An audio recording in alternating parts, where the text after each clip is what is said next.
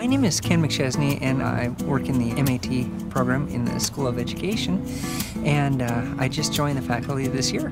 Well, the first time that I got to learn about Serve Day was actually by being served. I had been diagnosed with a tumor in my lung. Easily, this illness has been the toughest thing that both I have experienced and my family's experienced.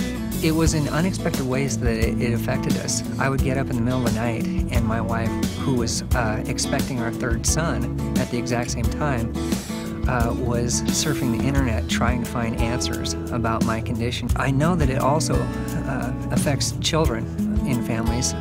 When I was in the hospital during one of the countless procedures that I went through, I happened to notice my second son, Camden, was sitting next to me. He was drawing very quietly. He wasn't saying anything.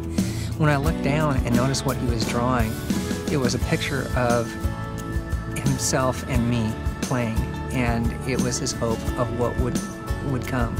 Through a series of experiences, I met Carmen Banke, who is one of the people at the Seeds of Hope Foundation, and she asked me if she would like for some George Fox students to volunteer and do some yard work for us.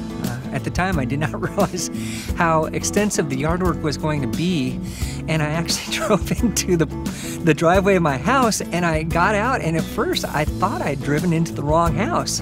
I looked at the house numbers, and I realized it was the right house, and then I couldn't figure out what was wrong. Then I realized that they had re-landscaped our entire front yard, and it was just, even in the moonlight of that night, it was absolutely beautiful.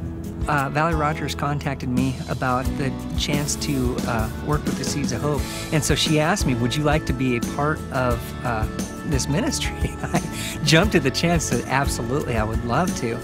And so I've been looking forward to Serve Day probably for the last month, just in anticipation of being able to bring comfort to another family in a similar way that people had brought comfort to us.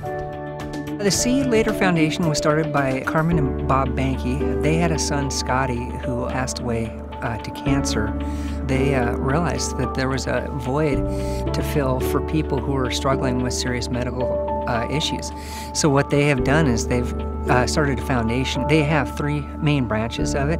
One of the branches is to reach out to families who are going through medical crisis, and that's how I experience them. Another way that they serve the community is they built a 3-story playhouse in McMinnville. It is open to the public. Kids can come in and play inside there for free, and that is dedicated to Scotty Banke. And then the third way is they offer football camps and various activities for kids who might not have the opportunity to do so otherwise. It's indescribable to me, all the different ways that the See You Later people help others. As for me, I will never be able to express my gratitude for what they've done for my family.